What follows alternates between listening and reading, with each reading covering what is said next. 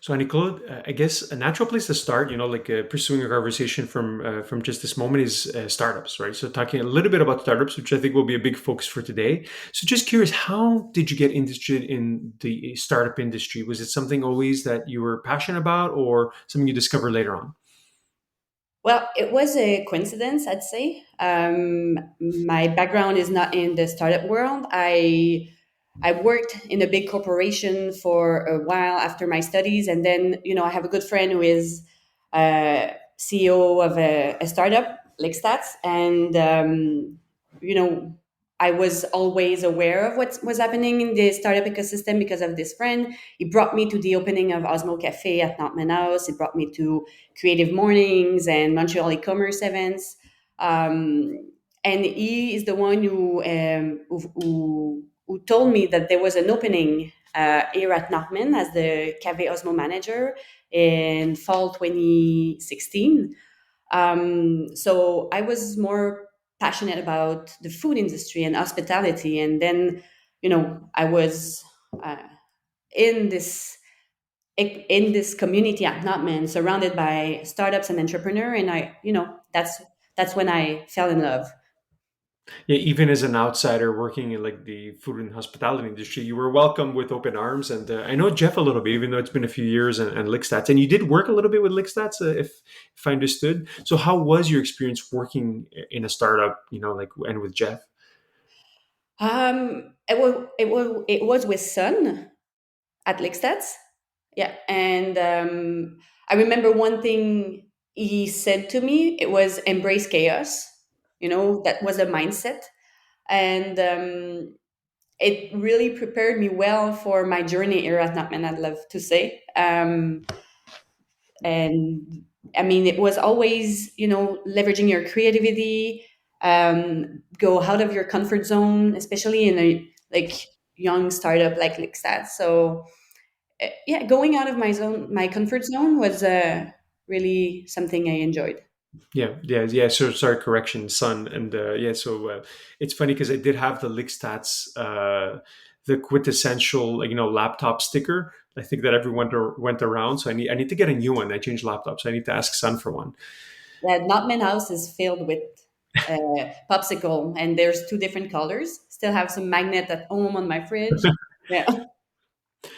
So yeah, so talk to us a little bit about Naaman House. So like maybe for the people that don't know, obviously people in the Montreal ecosystem have heard of Naaman House, but maybe yeah, give us the pitch. What is Naaman? What do you guys do? We provide physical space for startup.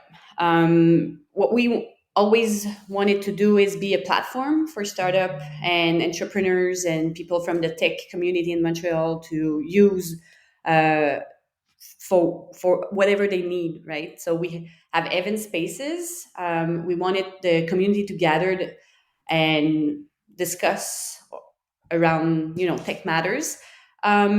We've been since our beginning we have sponsored almost $175,000 worth of event space for meetups, uh, soft launch for startups, conferences, as long as it was tech related, open to public. um, uh, we were always happy to sponsor it. um, so there's the event part, right? There's also offices, and what we hope to achieve with this is to bring people together, encouraging serendipitous encounters, authentic conversation, building relationship with people from different backgrounds. We love to get not only startups, but we have real ventures office here, Desjardins Coopératon, as well as Startup and Residence, their new accelerator program. Techstars AI that joined us in 2018. Bonjour Startup that has their office here. So we love to have, la crème de la crème around. Yeah. So yeah, the way I always saw Naaman, it's kind of like the epicenter of the startup ecosystem. Particularly for early stage companies, right? So like you mentioned, both as a gathering and community spot where it's like you go and meet and hear about events and like have hackathons, and then the other side of it is like I said, offices where they actually, a lot of them congregate and live, like, and a lot of it obviously with access to capital, like real, but like now a bunch of different organizations as well. How do you see that? This duality of like community and then office space evolving in the future. Do you guys see yourselves like expanding from a geographic footprint? Is it a question of actually no, we want to be? It's a question of quality. So like max, having this as a central hub. So curious to hear you about the future a little bit. Yeah. I mean, it's definitely a big question. And I think a lot of people are asking themselves, like, what's the future of gatherings? What's the future of office? Not only a place like Notman, but like big enterprise as well that has big like real estate footprint.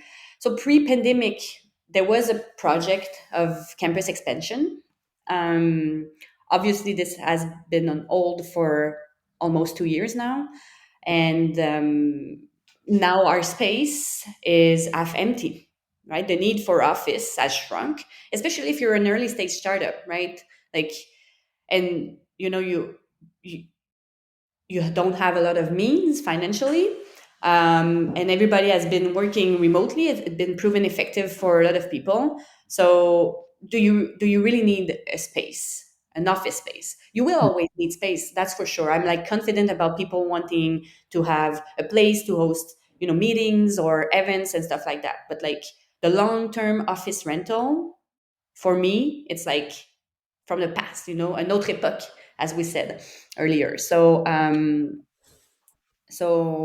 yeah. So I think that what we're thinking now is more like we have 21 small offices at Notman. Like, will they remain small offices? And what will be the need? We think that you said that it was Notman's more for early stage startup.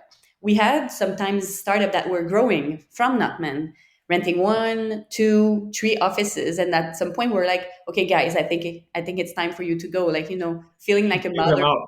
Yeah, exactly. Like I always felt like a mother here. Like, okay, it's time to go. You're on your own.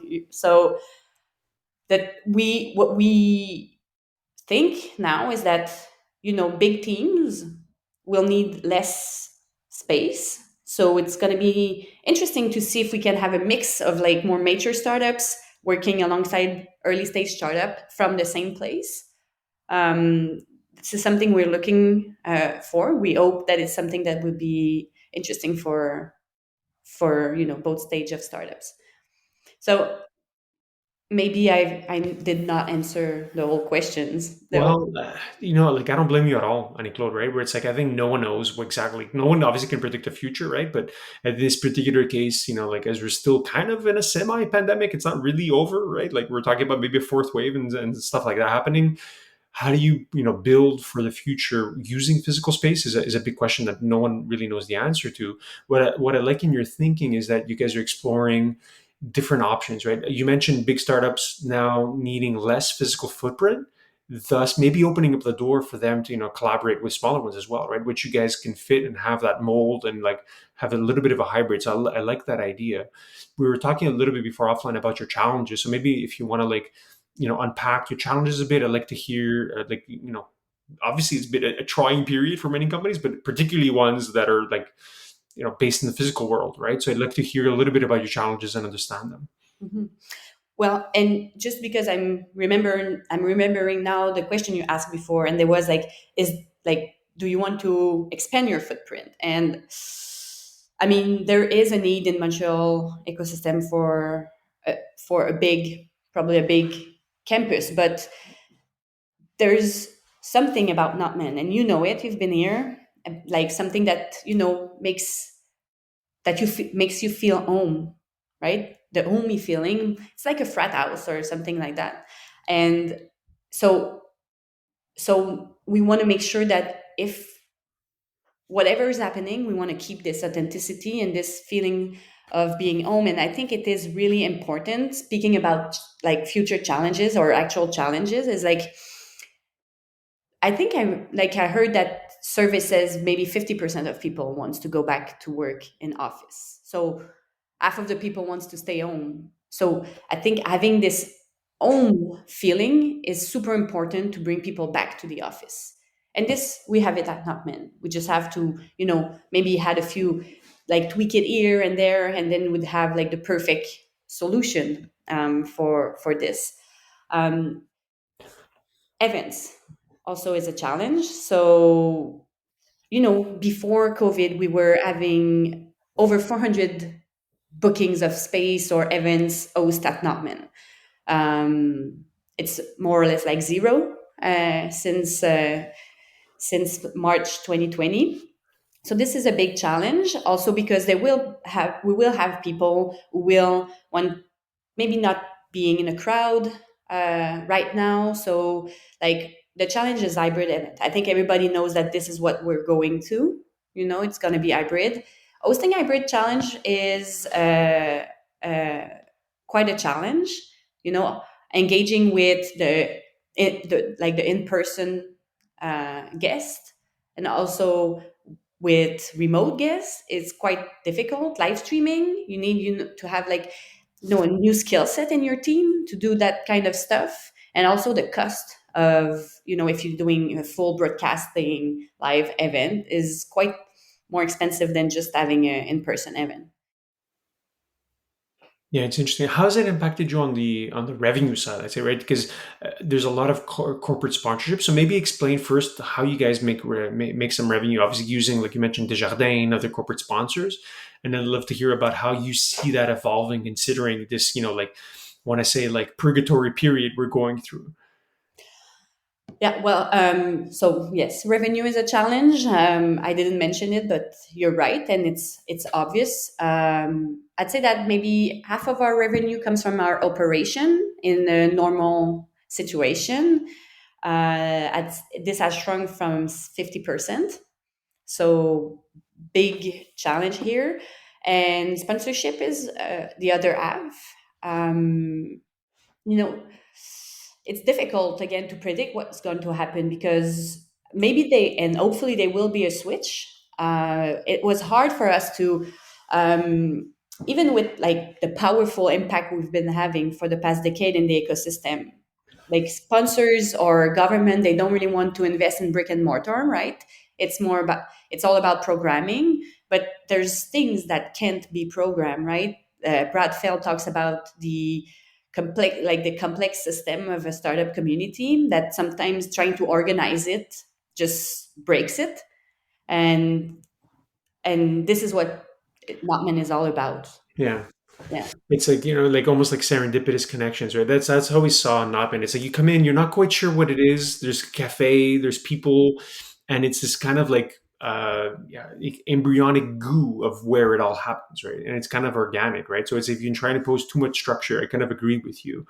I'd be curious to pick your brain maybe on other ecosystems. Like, are there other ecosystems that you guys look at and explore and try and learn from, like as startup hubs? Even though like your role is not to like create startups, but it's also to play. You are playing a role though in their creation, though, even if it's an indirect one. I'd be curious to hear you of like how you guys explore other ecosystems. Are there other learnings and insights that you've learned from?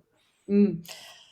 Well, and maybe but we're one of the only two or three partners of Google for Startups in Canada. So we have the chance to be connected with around 70 other physical hub throughout the world. So we had our America Summit. It was in late June.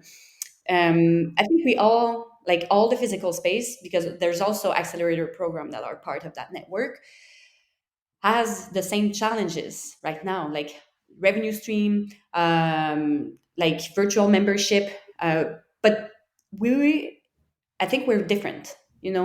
Like most of them are for profit. We're nonprofit, so like it's different. They're based on membership. Um, so I think that I'm more inspired about what's happening in the co-working, co-living areas, and hospitality for startups. We have a lot of like good organization in the Montreal ecosystem, like Santec or Bonjour Startup, that are actually providing programming or support for growing startups. We're mostly the place where these people can use whatever they, like however they want. So we're more looking at something totally different from elsewhere. Interesting. Yeah, interesting. What are your thoughts on the co-working space? Like obviously, I think Montreal is like embraced co-working. Like I was at a WeWork for a few years, and obviously Breather is well known. So curious to hear your thoughts on co-working in Montreal specifically. Yeah. Well, we never wanted to be like known as a co-working space, but obviously with all the change in the necessity of offices and flexibility, we are converting one of our big event space upstairs in a co-working place, so to offer more flexibility for entrepreneurs, and also like bringing people together in the same space, which everybody is missing. So this is something that we're and it's not like it's still office. It's not just a co-working. Notman, we have, like you said, a cafe downstairs, and this is something that's really interesting too. The partnership we made with the guys that now runs the cafe. We were running it before, and it was just so like, if you know hospitality and restoration industry in Montreal before COVID, there was a lack of main d'oeuvre. Now it's just super difficult after what happened. So we, and this is something that might be interesting also for the some other space at Notman. Like the partnership model we have with the cafe. It's not like we're not just leasing the space. It is a partnership model. So we're sharing risk and we're sharing profit, and we're sharing philosophy as well. So those guys there, what they want is to have an open space for everybody. Like we already had a few events like Yatai Montreal being using the space. We just want to drive traffic. So this is something else. Like, is there another partnership like that that can be done for the use of our space? Like you need a space for a project, a specific project. Maybe we can, work something out. Yeah, it's interesting. I'm thinking about how you're positioning yourself, like in the new world, like post pandemic is, and offering this flexibility, fluidity to be able to mix and match. I think is very interesting as a concept, right? Like you mentioned, like I had like huge organizations that want to like also participate and be kind of where the magic happens. I feel like there's this like it's hard to describe, but yeah, like it is a little bit magical. In the sense of where all the action and all the ideas kind of originate from. And of course, it's been missing, I feel, during the pandemic. It's like no one remembers a Zoom meeting. Oh, that was like the best Zoom cafe I ever had, right? Like everyone remembers when you're at an event and there's an actual in-person presence. What are your thoughts about like the return to physical events? Like, is it something that you guys are planning for, or is it still like the brakes are on for now? We'd love to be able to plan, but we don't know like what will be allowed even in September. Like it's all like you spoke earlier about the fourth wave. Like, is this something? Will it happen? So we can't really plan, but damn, we're looking forward to it. And I think we're not alone. And seeing people coming back to the cafe, I mean, I think it's gonna be crazy. Like whenever this whole thing, is gonna be, behind that, like people will go crazy for in-person event. That's for Yeah. sure. I'd be remiss not to ask you. You mentioned before the lack of labor, right? Labor surge. I think for anyone that's been at a restaurant, like you're even like maybe even high end restaurants, you saw like there's been a definite drop in the level of service, right? And that's because of labor, right? So it's like I find that there's not enough people that want to work there. The people that are working there just started, so they have no experience, and then demand has exploded. So it's like supply is not there in terms of labor, but like everyone wants to go back and eat at a restaurant. So it's causing this huge imbalance and huge yeah, drop in service, unfortunately. So curious to hear you, maybe not related to it, but like considering your expertise, I'd love to pick your brain and someone that's obviously worked and lived it. What are your thoughts right now? Like, is this temporary, or is it just the new normal that we're gonna have to come to expect in the service industry? Great question. I think that there has to be a change in the way restaurants are run in terms of like salaries, avantages sociaux. I see more and more restaurants that are whether including tips in the and so everybody has the same salaries because the balance was always so that's the issue, right? So like before, waitresses and waiters were you know earning so much more money than cooks, but it's like c'est interdépendant. Like if you don't have a cook, you don't have a job. So balancing the salaries between front of the house and kitchen is something that is very important. And things take time. So the mindset will change and evolve. So the next generation of waiters and waitresses will be willing to work for less money because they won't be used to have like 400 a night of tips. So I think this is just a matter of time. And also, like, you know, insurance for line cooks and waitresses, and like a less machist and work environment, more inclusivity in the kitchen will. I mean, I think it's just a crunch, and I think there will be people back in the restaurant industry. Yeah. Do you think technology is going to play a role in this structural change, or is it really more like set incentives, human behavior, and salaries, etc.? The diversity inclusion, or do you think tech has anything to do here?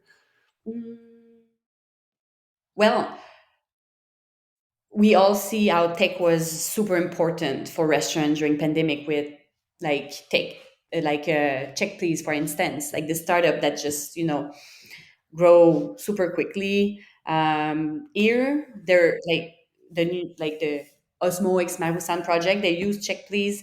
We definitely think that we have a great use case here to develop the technology around the restaurant industry. You'll see if you come back to Notman, there's a lot of like QR codes around the house, so you can just order with the QR code and you get a text when your food is ready downstairs, so it's more efficient. So yes, I guess text definitely will will play a role, and also because it's a whole chain, right? Technology, we also see it in ag tech. Restaurant wants to work with producers, so it's a big it's a big loop.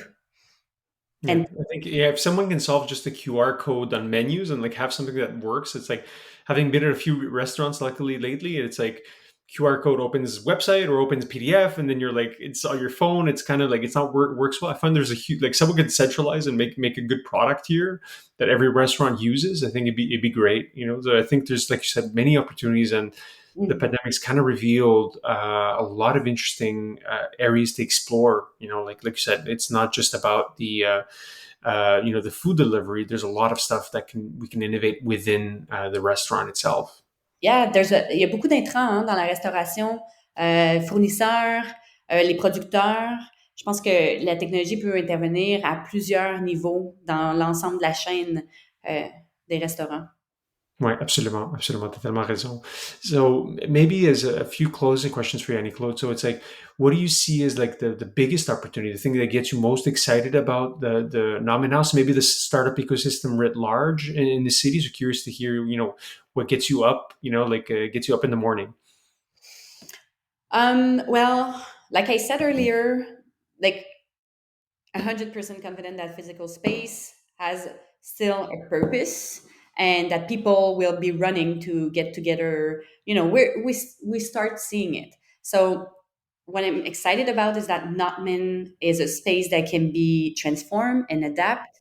That what I've read and what I feel is that the sense of home is really important for people where they will want to settle to work or and Notman has it already. We also put emphasis on our outdoor spaces. We built this huge patio in the front yard, having barbecue. So this contact with nature and with outdoors also really important when you've been used to work from home and having access to all of this. So especially because we're downtown, so and a lot of things are happening. Initiative to relaunch downtown area. We are technically on the plateau, but like on the limit. So we're always considering the larger area of downtown. So there's a big movement in our area So this is really exciting, and I think that there is potential for space to be used to new things, right? Like transform the space. People that can bring their thinking and their creativity to the space. It's something really really interesting. Yeah. So yeah, I like your enthusiasm, Annie-Claude, and I do believe it's coming. It's just a question of time for physical events. And I've been to the cafe once or twice this year, so I'm like looking forward to spending more time with people and in person. Maybe final question for you, Annie-Claude. Where can people find out more, connect with you online, or just learn more about what you guys are doing in Notman House?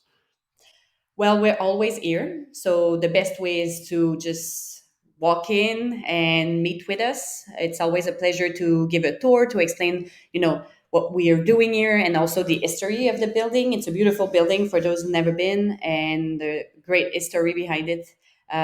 Present history, but also like old history. You can also follow us on Instagram at Maison Notman House, on LinkedIn, and Twitter. Yeah. Super. Merci beaucoup pour ton temps, Annie. Merci, Nectar. À bientôt.